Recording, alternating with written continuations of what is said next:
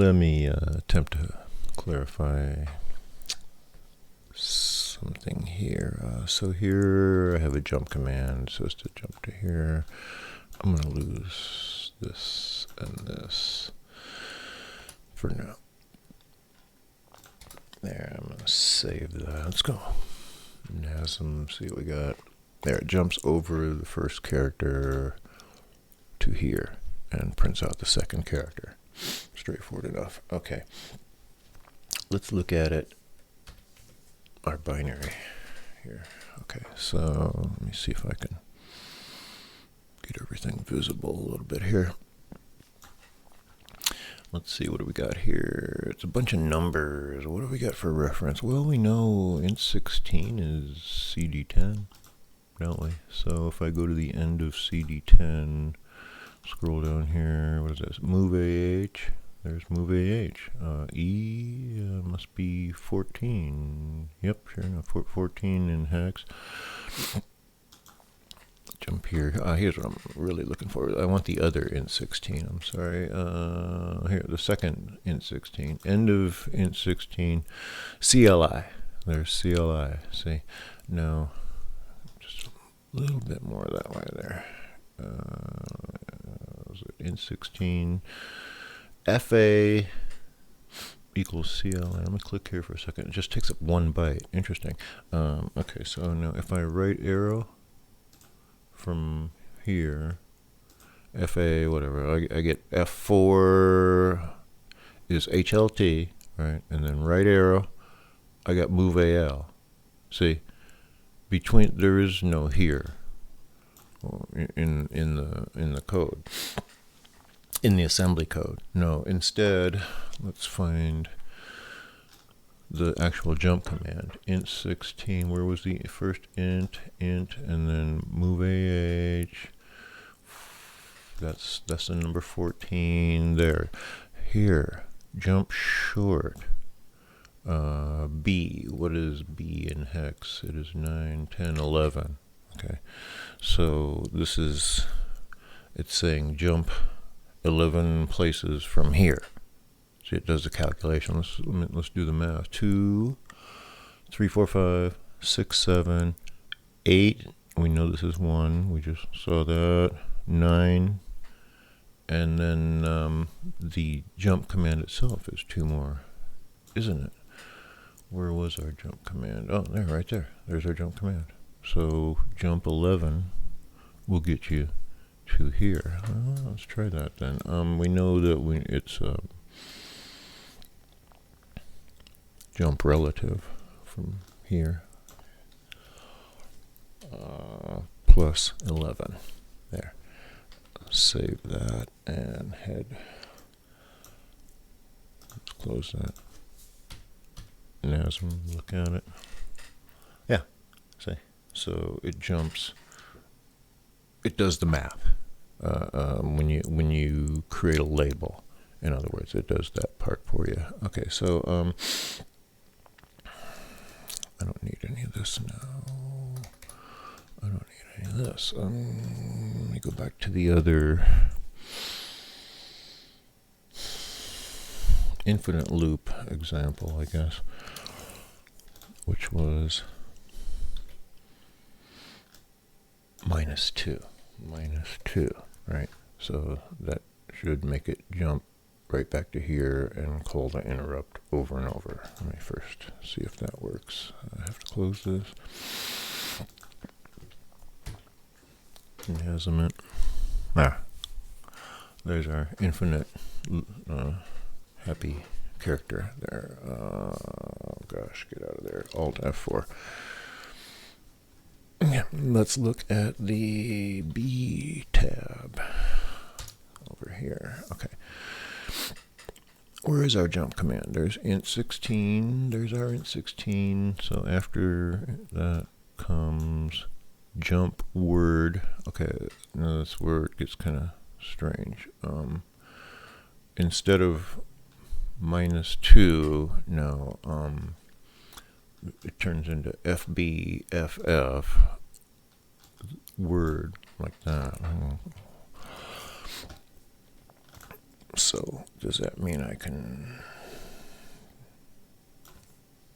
replace that with that and it still works?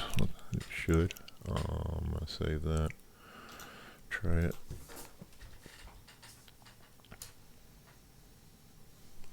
No. There is some weirdness. Okay. So you remember in an earlier example, my much more popular than expected writing a program using ones and zeros. Right after that, I did some disassembly and was able to go into, let's look at our B-tip, go into here and go down here and grab some stuff, right, and reverse engineer it, right?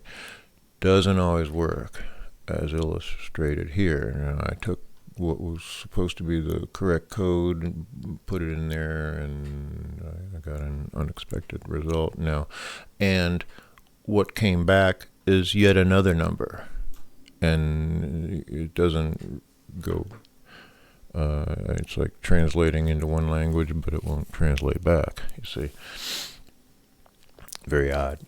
So I don't know if that's a discrepancy with the HD hex editor, or just another fine example of my lack of understanding of computer science.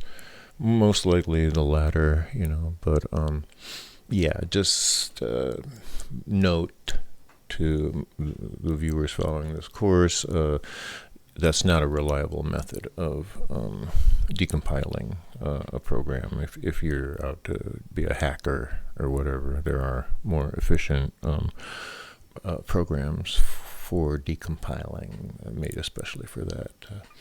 Probably won't go into that if I do way much further down the line. I believe Nick Blundell has a short video on that on YouTube. Okay, so yeah, so what's going on here now? When this, let me see if I can back up to where I was before. Yeah, -2, save that.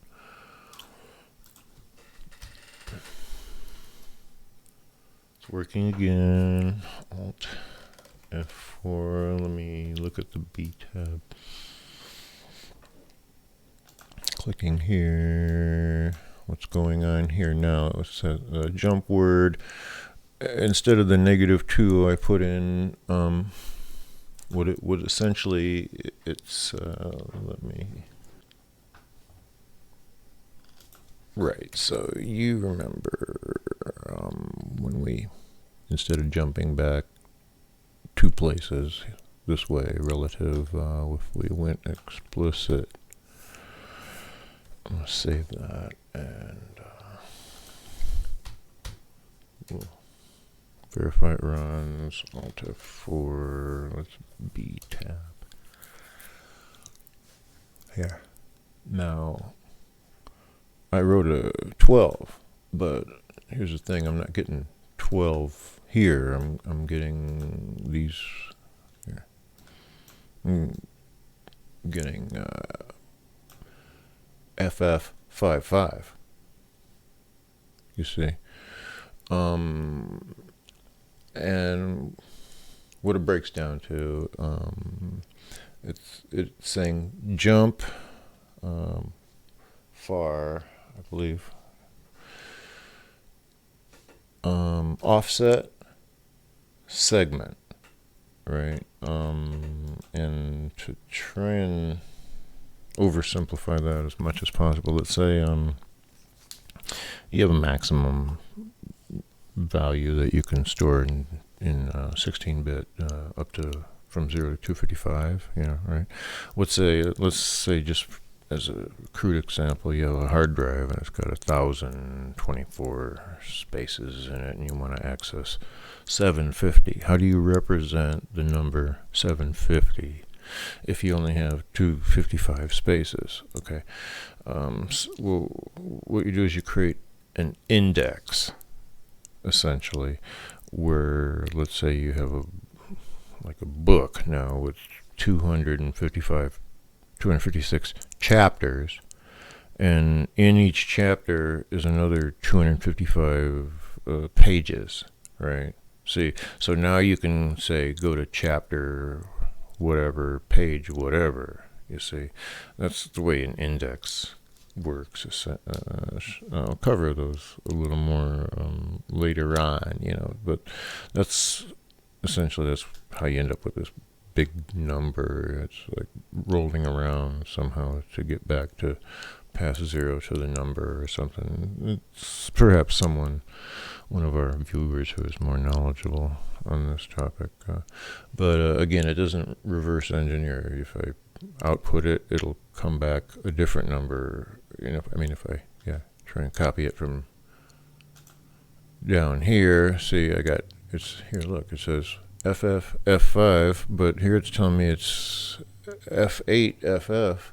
See, if I copy that, I'll get another number over there, and if I copy that, I'll get another number. So, you tell me.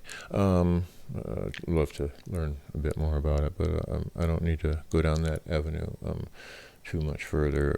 Like I said, we'll deal with indices later on down the line. But there you go.